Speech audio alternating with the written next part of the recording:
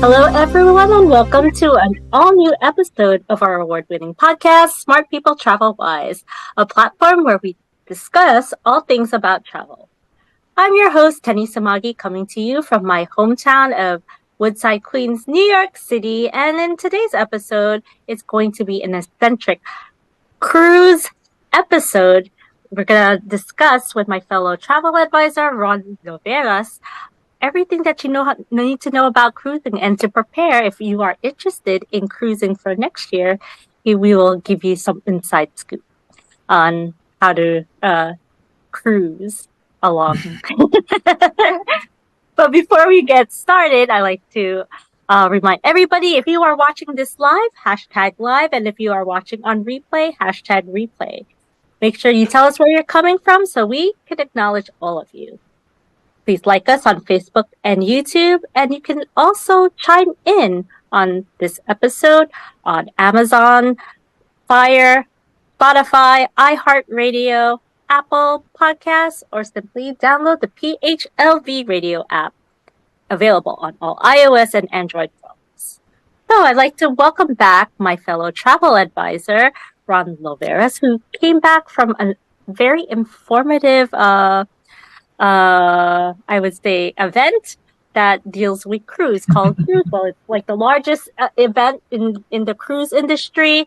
And we're going to discuss everything about cruising. So, hello, Ronald. Welcome back. Hello, Tenne. Thanks for having me again. It's been a while. It's been a while. Yes, I know. It's been a while. And I know you are an avid cruiser, I should say. Right. And the good thing about cruising, I should say, and I want to tell our audience, is like the difference between, say cruising. Yeah, you're on a ship and everything is like, I would say, drinks are included, food, you have entertainment. It just all depends on what type of cruise you want to sail at, or where you want to go, whether it's in Alaska, the Caribbean, Europe, Asia, river cruise, ocean cruise. You have a lot of options. So I do want to ask you, Ronald, because you just Cruise World, the largest event in the cruise industry. Tell us some of the current trends in cruising. Current trends in cruising. I mean, a lot of people are now actually trying to plan their itineraries and family vacations all the way up to 2025. A lot of the cruise lines are actually opening up their itineraries for 2025. So people are booking nowadays. And most of them, of course, they're trying to plan for family vacations, mostly in the summertime. And so they just want to make sure that they do get the best prices out there before the prices do go up. So the trend is buy now and save later. So, or buy now, save more, and they'll get a better deal in the long run. Well, what would you suggest of if any family or anyone who is planning to go on a cruise, should they plan? I mean, of course, if you plan ahead, prices are cheaper, you get the rooms, but ideally, when should a client book their cruise? How many months, years? So ideally, so far, I think it's at least 6 months. And the reason why I say that is because some folks, sometimes the cruise lines do have current promotions that could be beneficial to the family, depending on how big the family is and how many cabins that they'll need. So at least 6 months to give you an idea of what itineraries you might be interested in, what type of cabins are available on a particular ship. And there's so many different things that can play into it, because if you do last minute, you'll pay premium prices, and you may not get the cabin type that you're looking for to accommodate your entire family.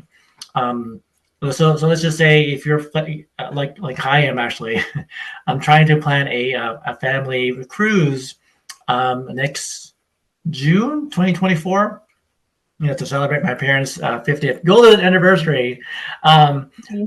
It's at least not 7 months out, but there are certain cabin categories that I'm going to take that are not available right now, and so it's a little bit of a hit in the face because I didn't plan far enough. And it's not just my immediate family. We're going to open this up to the rest of the family and relatives from California, Florida, Jersey, New York, even the Canadians, to see if anyone wants to join our family. And that could be more than 10 cabins. Will there be enough cabins? I don't know. And so that's the thing. Like, you got to plan out to see how many cabins you need. What itineraries are available, and what your budget could be as well. Right. And I know because I'm also planning, I have a client who's also doing a family reunion on a Disney cruise ship, and it's also for June 2024. And from what I'm learning too, you also have to know which deck you want to stay in, if you want to stay in the middle, the side, upper floor, close to like where you exit. So I know that's one of the things that are important. I know for old people too, they probably want to stay as close as where the exit is. Well, the thing is, not a lot of cruise lines have ample cabins that are equipped for the handicapped or disabled. So if somebody actually needs to use a hover around or a walker or a wheelchair, the spaces for the cabins could be limited. And so if you need that type of cabin where you need more space for mobility issues, then you definitely need to find that particular ship itinerary and time to make sure that there is available cabin for that person. Otherwise, they get sold out, and so you'll be forced to get into a regular cabin, and then you'll have a more of a difficult time, kind of maneuvering throughout the room itself, especially in the bathroom. If it's not equipped with, like those bars for stability, it could be a little bit more difficult for them.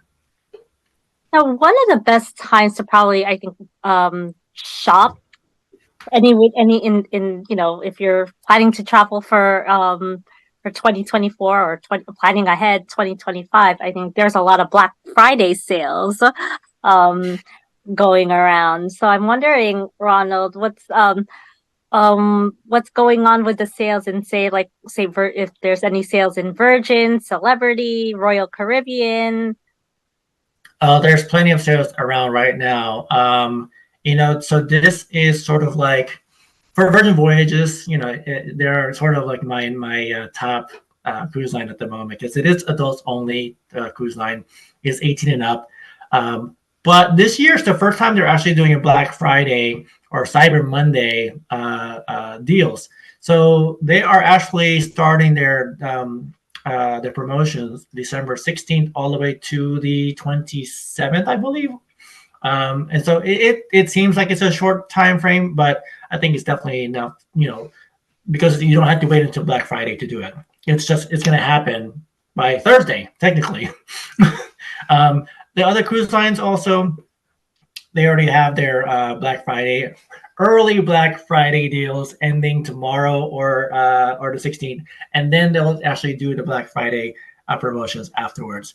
And so they're kicking it out. And it's actually a good opportunity. They usually do 20-30% off of a fare. So depending on what type of cabin you go for, your cabin could cost extremely lower than expected if you do wait later on. So who knows, later on, they could probably do another like holiday, Christmas or New Year's promotion, but who knows how much that's going to be, So it's just best to take care and take advantage of the current promotions rather than wait, because you don't know if the better one the later one is really better or not. So you mentioned that it was when you sailed on Celebrity to Bermuda, it was the Summit, and then next year's itinerary will be sailing on the Eclipse, which is a bit bigger. A little bit bigger, yeah. It's like a sister ship. So the Celebrity Summit will start sailing up to the northeast coast of the U.S. And they do have itineraries going up to Iceland. So that's Ooh. interesting to try out if you are a celebrity brand person. So I look forward to it. I'm still in the planning stages of trying to get onto that itinerary again. I'm trying to sell it to my family to see if they want to do it. There is plenty of casinos on there, I'm sure. So, and my parents want a casino. So if there's any other Filipinos who like to cruise and do casinos, Celebrity would definitely have it for you. Yeah, and then that's one of the things when I went on to the inspection last year is that it reminded me of Las Vegas on a ship. Yeah, amazing. Yep. Yep. And yes, and I have to rave about the food. I spoke to Alex Miller, the BDM previously, and I've always raved about the croissants. I'm wondering if you actually had the croissants when you sailed on when you sailed on Celebrity. You talking about the dinner croissants, dinner rolls type of thing? I know this was the breakfast. Oh, breakfast. We mostly ate in the buffet place. The buffet place actually had a pretty good spread of breakfast. It's pretty exquisite. They actually had some areas where it's themed. So they got the Asian breakfast foods, you got the English breakfast food, and you got the American breakfast food. And so since they also had make your salad station or an omelet station, it was pretty fresh. It's not just a buffet where the food is just sitting there. It's you can see that people are turning it around more and more, and you get more fresh food presented to you for consumption. But the croissants itself, I didn't get that. Unless you went to the main dining room, I guess. Did I go to the main dining room? I know it was a buffet. It might have been the main dining room where they had everything. It was like a whole, they had they had the croissant station. They had different stations. So no, you went to the buffet then. The main dining room is actually like the sit-down restaurant type, and they give you the menu. Okay. Yeah. They call that MDR, main dining room. But it sounds like you went on the buffet instead, which they do have the bread stations. Yeah, and I can know that was probably the most memorable part, those croissants. I probably ate like 4 or 5. That's quite a lot of bread. Yeah, that's a lot of carbs too. Yeah. You're not saving enough room for the rest of the food. That's really good stuff there. My gosh. That's all I thought about. That was good enough for me. But I want to talk about the the sister ship of Celebrity, which is Royal Caribbean, and they're having they're debuting their biggest ship for 2024, which is Icons of the Sea. I don't know if you got the email. It was actually if you from ASTA or from Royal Caribbean, if you were invited to sail on it in January. Unfortunately, that doesn't work out for me. I did not get that email. Yeah, go check if you're on Royal Caribbean. They had offered for travel advisors to an invite to sail on Icon of the Seas before it debuts in the end of January to the Royal Caribbean Resort Perfect at Coco Bay in the Bahamas. Right. Yeah. And that is it's one of its biggest ships that Royal Caribbean has. It's the biggest ship that they have. It is enormous. Mm-hmm. And I wanted to know, have you sailed on Royal Caribbean? Because I know a lot. It's one of the most popular cruise lines amongst family members. I have actually. It's been such a long time. I think the last time I did it, first and last time I did it was 2012. It was out of Baltimore, Maryland. It was the Grandeur of the Seas. And it was actually a pretty good ship. It was an older, smaller ship. And the entertainment was really great. So I think Royal Caribbean has a really great brand. Their shows are phenomenally great. The customer service is also wonderful. I don't like to try to kind of rate cruise lines from worst to bad, or to best. But the Royal Caribbean itself has its great reputation for service as well. So I definitely would want to try Icon of the Seas if I can get myself to get in there. It's just too many people, though. I don't know if I can, enjoy that many people, because usually I sail in smaller ships. That's around Oh, maybe okay. 2,000, 2,500 people on average. But I think the Icon of the Seas is what, four or Probably, five I think it's thousand? 4,000, 4,000, around the 4,500. I know it's a huge ship, and then they have. I mean, I've seen like the what it entails, and yeah, I agree with you. That's like I'd probably get lost from finding my room. I mean, the thing about that ship is that the way they modeled it is unlike the other ships. Now, normally in the regular ships, the cabins are like in the middle and always as well as to the side. But the Icon of the Seas, they have like this whole veranda or like a walkway or something, a corridor right in the middle of the ship. And so a lot of the half of the cabins look into that area of the ship, into the middle, and so they can see what's been going on down below. So your window will be, instead of looking out to the sea, you'll be looking into the walkway down below. So it's interesting. I've never stayed in a room like that, but Mhm. who knows? Maybe I'll try it next time. I might definitely probably 2025, because I already have 3 cruises planned in 2024, so that's a little bit too much for me. Oh yeah, yeah, yeah. Before you know it, you'll probably. I mean, yeah, even with discount of like travel advisors, you also have to have money left over. Yeah, definitely. No.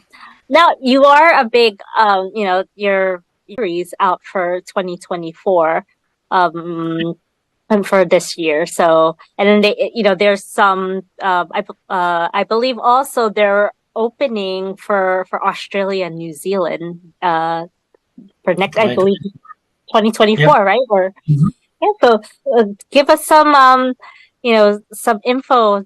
I was gonna say the 911. I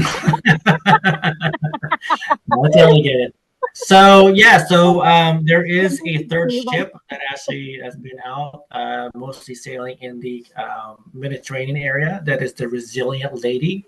And so in the summer times, Resilient Lady is actually sailing between within the Mediterranean area. They do a lot of the Greek cruise itineraries. They also do Greece down to Dubai, and then eventually it'll move down towards the Southeast Asia for the winter. So it's the Greek island area, and then goes to Dubai, and then you can also do another itinerary from Dubai to Singapore, okay, and then from Singapore down to Australia slash New Zealand. So, and that's sort of like the transition from summer through fall is when they start going from Mediterranean down to Australia. It's definitely one of those things that I definitely want to try going, because I've never cruised in the Asian slash Australian area. I'm only focused on either Europe or Caribbean or even like South America. So I look forward to trying to get that under my belt as well. Because Resilient Lady is the third ship, and I have yet to cruise on that ship at all. Um, there is another cruise line, not cruise line, but a ship that was a little bit delayed. It was supposed to actually launch in January, but it got delayed, and so that ship might be one of the ships that will cater to the Australian coast. We're not quite sure yet. They're kind of keeping a hush hush at the moment, but they expect to launch that fourth ship by, I think, fall or winter of 2024, 2025. So, or yeah, fall 2024, winter 2025. That's what I meant to say. And I want to reiterate this that Virgin Voyages is adults only. And, meaning don't bring your kids. No kids allowed. So you have to be 18 and up. 18 Uh, and over, right? 18 and over. And so that's the interesting thing. So like even though it is 18 and over, we rarely see anybody that look younger than 21. And the fact Oh. I think it's also the fact that it's um, adults like to drink. There's a bar tab instead of a drink package. They currently have a bar tab that you can purchase for $300, and then occasionally they throw in another additional $50 for your additional extra incentive for purchasing that bar tab. And basically, for the entire itinerary, use up to $300 or not. It is a use it or lose it kind of concept, and people take advantage of that. And so it's pretty good because they actually serve premium alcohol. You know, Mm. in other cruise lines, there are levels of types of beverages or beverage packages that they actually offer. You get the basics, which gives you beer, wine, soda, and like the rail type of alcohol. Or you get the higher premium beverage package, which gives you the premium alcohol or more expensive alcohol type like martinis and such. And so, at least with Virgin Voyage's concept, you got the pot of money and you purchase whatever you want. Because of the fact that they all do premium alcohol brands, you don't have to worry about any type of, different type of alcohol levels per se. Now, from what, because you've cruised on a lot of ships, pretty much throughout your travel and leisure life.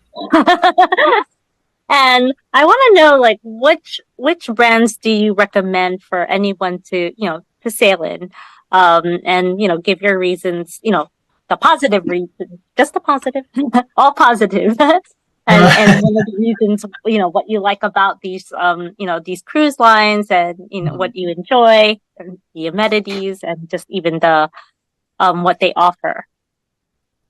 So um, let's just go with the families. Okay, so because of the fact that not all parents can just up and leave and go on their own vacation, especially if you have families, I would say start from the lower level Carnival. Carnival is a budget friendly cruise line that caters to a lot of families, and so they're actually able to kind of lower the prices to make sure that the families are able to actually cruise with the Carnival Corporation.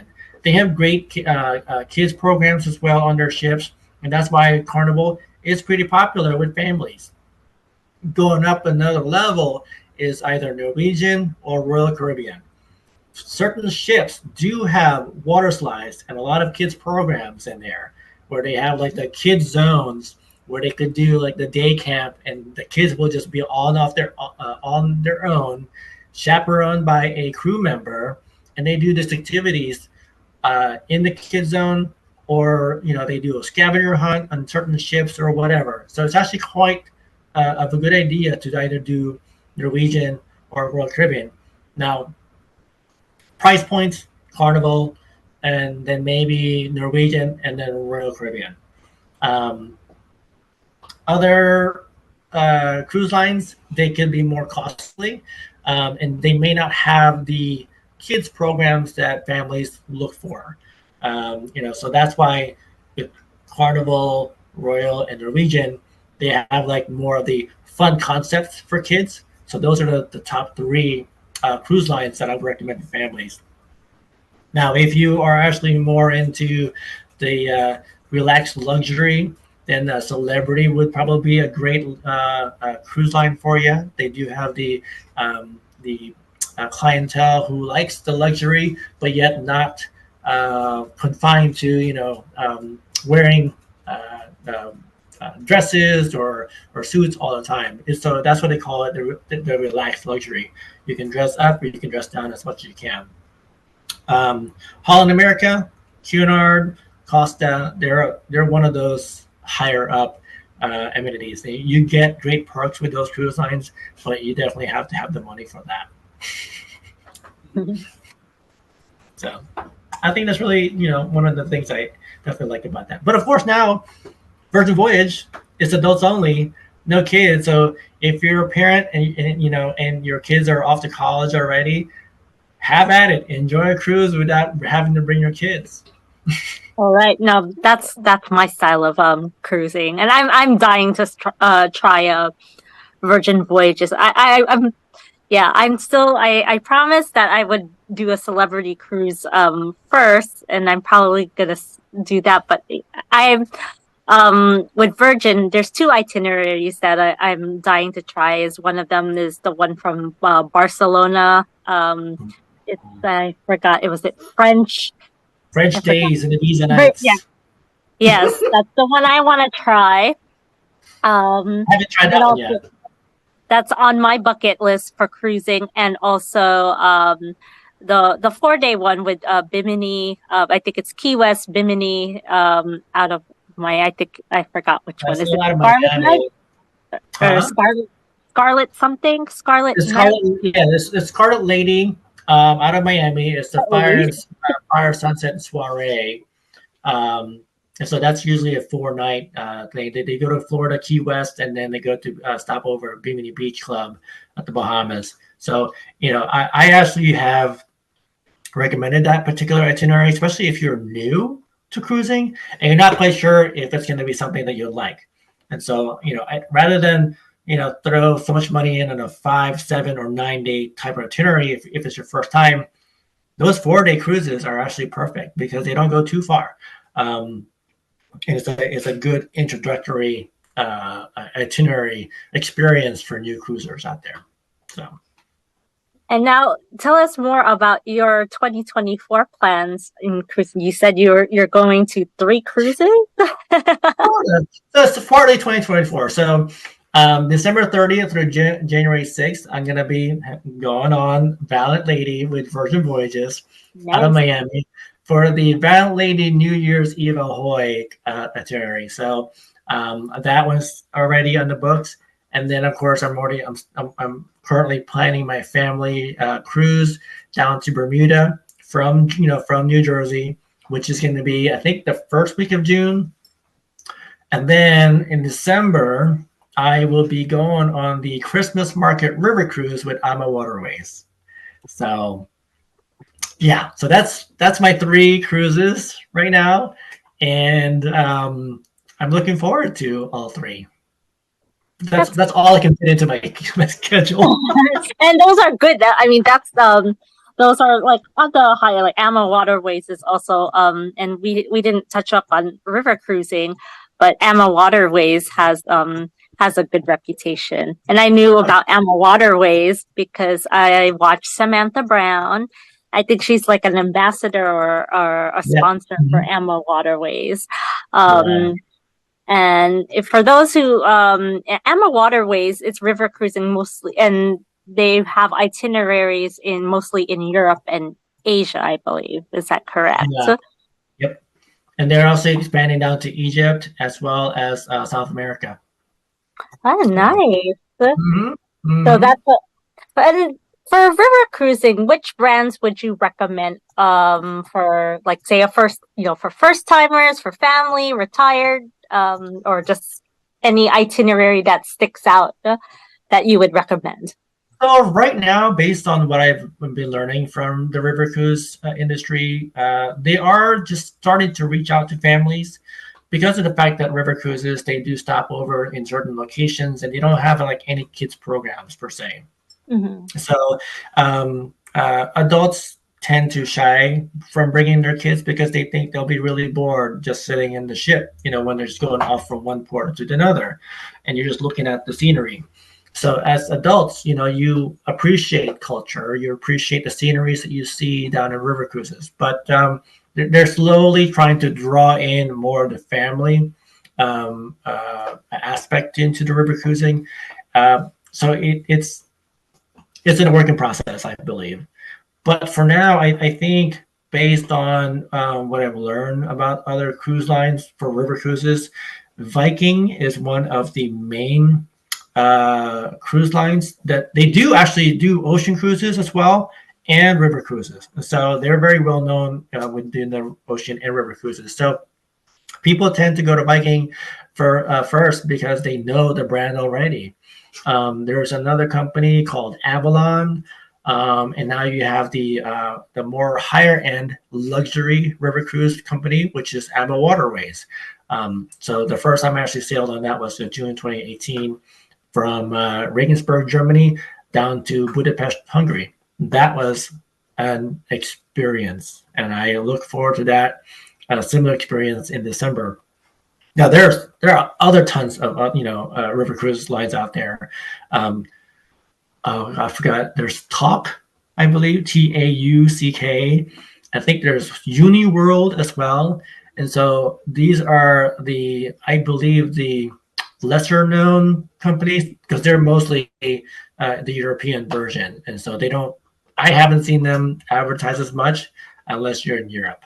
So Now, what would you say? When is the best time to go? We'll go back to ocean cruising, and we'll base it on like your specialty, which you've been to, mostly Caribbean and Mediterranean itineraries. So, what would you recommend? What is the best time to go on, say, a cruise to the Caribbean? We'll start with the Caribbean, even though I know they travel year round. It is year round, but you got to think about the hurricane season too. So usually for Caribbean is either technically you can go anytime from January through May. June, July, you can get the tropical storms, if you're not lucky. So you kind of have to play the game to see if it's something that's going to happen. So summer times is the tropical storm / hurricane season down in the Caribbean. So not a lot of ships do itineraries during that point in time. But there are other ones that go straight from October through December, down in the Caribbean because the hurricane season is done. And so it really depends on your schedule. And when are you available? If you can't go to a Caribbean, go straight out to Mediterranean. But the Mediterranean is best from, I think, May or June through end of September / October. The downside is it's so hot in Europe in the summertime. The humidity can be so high. And, if you like humidity, go for it. But for me, it's a little bit too much at this point because I did go back in 2022 in August on Valiant Lady for Virgin Voyages. And coming out of Barcelona, it was just hot and humid. Going into Italy, France as well, and I forgot what the countries are, but it was just hot. Have you never experienced that much of a humidity in such a long time? But you live and learn. If you like the heat like that, then go for it. Yeah. And for families, that's usually the time that young families aren't in college yet. That's probably the best time to go, and just advisory. It's really hot. As Ronald said. I know I've been to Italy in the summer, and it was I probably don't ever want to go to Italy in the summer, although I do still want to experience beach weather, like the beaches in the Mediterranean, because that's from pictures it's beautiful. If you really want to do a really good beach weather in the Mediterranean, then go May or June, and then at end of September, October kind of time frame. And it's not as humid. Yeah. All right, Ronald. Thank you for coming on. It's always a pleasure to have you on and give you your knowledge and insights on your expertise. So thank you, and I will have you back on for probably the next trend. I'm glad to maybe the next time, when you come back from your cruise in 2024. Awesome. That'll be fun. Well, thanks for having me, Teddy. And thank you to our viewers for chiming in. We do our best to help you learn about traveling and to help you travel wise. I'm Tenne Sumague. Catch you all next time. Take care.